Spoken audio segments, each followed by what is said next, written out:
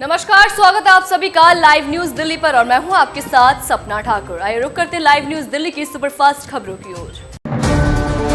सांसद स्वाति मालीवाल के साथ बदसलूकी मामले में आरोपी विभव कुमार की जमानत याचिका पर गुरुवार को सुप्रीम कोर्ट में होगी सुनवाई। दिल्ली के ओल्ड राजेंद्र नगर में हुए कोचिंग हादसे में आरोपियों को कोर्ट से लगा बड़ा झटका। 30,000 कोर्ट ने बेसमेंट के मालिकों की जमानत याचिका कर दी खारिज। संघ लोक सेवा आयोग ने पूजा खेड़कर पर की बड़ी कार्रवाई। उनकी प्रोविजनल उम्मीदवारी रद्द कर दी, साथ ही परीक्षा देने पर भी रोक लगा दी है। गैंगस्टर से राजनेता बने अरुण गवली की समय पहले रिहाई पर रोक के आदेश को सुप्रीम कोर्ट ने रखा बरकरार। जस्टिस सूर्यकांत की अध्यक्षता वाली बेंच ने कहा कि हम कोई अंतरिम राहत देने के पक्ष में नहीं है। कांग्रेस अध्यक्ष मल्लिकार्जुन खड़गे ने कहा कि संसद में किसी की जाति नहीं पूछी जाती, ऐसा जानबूझकर अपमान करने के लिए किया गया है। प्रधानमंत्री को भी ऐसी अशोभनीय बातों का समर्थन नहीं करना चाहिए। अमेरिकी अंतरिक्ष एजेंसी नासा ने अंतरिक्ष यात्रियों बैरी बुच गिलमोर और सुनीता विलियम्स की वापसी को लेकर बड़ा ऐलान किया है। ये दोनों अंतरिक्ष यात्री पिछले 1 महीने से अधिक समय से अंतर्राष्ट्रीय अंतरिक्ष स्टेशन पर फंसे हुए हैं। अब नासा ने दोनों अंतरिक्ष यात्रियों के लिए ISS से CST-100 स्टार लाइन पर पृथ्वी पर लौटने की सबसे प्रारंभिक व्यावहारिक तिथि 18 अगस्त निर्धारित की है। नासा के वाणिज्यिक चालक दल कार्यक्रम प्रबंधक स्टीव ने फ्लोरिडा में कनाडा स्पेस सेंटर में एक प्रेस कॉन्फ्रेंस में बताया कि स्टार लाइन में उनका चालक दल 18 अगस्त से पहले वापस नहीं आएगा। वापसी उड़ान के लिए विंडो सितंबर की शुरुआत तक बढ़ाई जाएगी।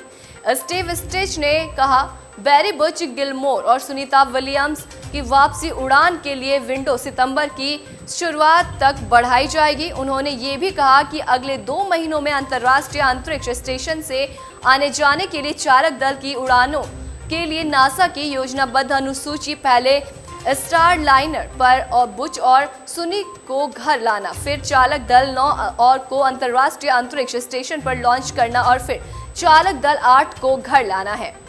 स्टार लाइनर को 5 जून को 2 अंतरिक्ष यात्रियों के दल के साथ प्रशिक्षित किया गया था, लेकिन ISS की उड़ान के दौरान इसके 28 थ्रेटरों में से 5 अलग अलग समय पर विफल हो गए और 5 हीलियम लीक भी दर्ज किए गए। अंतर्राष्ट्रीय यान की वापसी की उड़ान मूल रूप से 14 जून के लिए निर्धारित की गई थी, लेकिन तब से बार बार देरी हो रही है, जबकि पृथ्वी पर इंजीनियरों ने समस्याओं को हल करने की कोशिश की है, लेकिन उन्हें उतनी सफलता नहीं मिल सकी।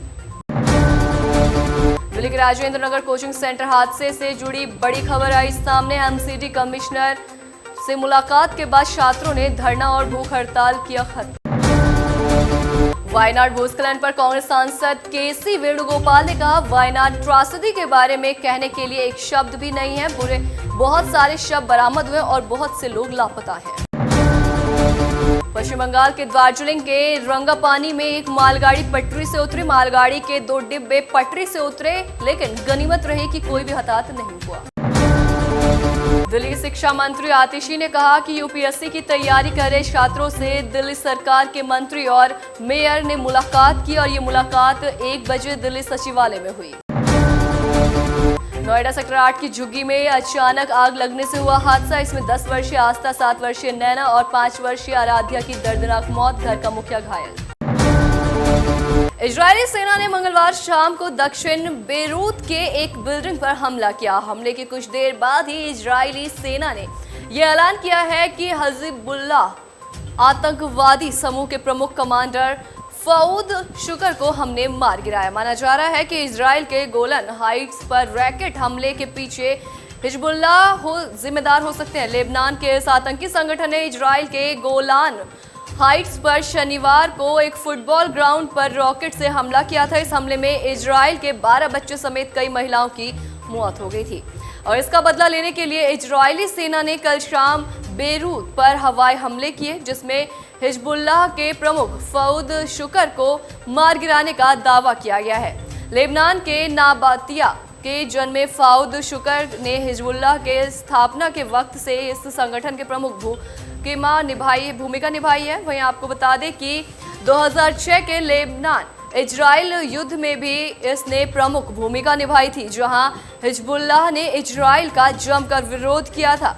माना जा रहा है कि शुक्र टेररिस्ट ग्रुप का सबसे वरिष्ठ सैन्य अधिकारी प्रमुख हसन नसरुल्लाह का दाहिना हाथ माना जाता है। अमेरिका के शुक्र को 1983 के बैरक बमबारी के लिए भी जिम्मेदार माना था। इजराइल के अधिकारियों ने कहा है कि इजराइल की सेना ने अपने ऊपर हुए हमले का बदला लिया है और ये हमला कई दिनों की गहन चिंतन और प्रयास करने के बाद किया गया है। इसका उद्देश्य शनिवार को गोलान हाइट्स के फुटबॉल मैदान पर रॉकेट हमले का जवाब देना था। ऐसी छोटी बड़ी सभी खबरों से जुड़ने के लिए देखते रहें आपका अपना चैनल लाइव न्यूज दिल्ली। अभी सब्सक्राइब करें हमारे चैनल लाइव न्यूज दिल्ली को और साथ में बेल आइकन दबाना ना भूलें। Live news Delhi.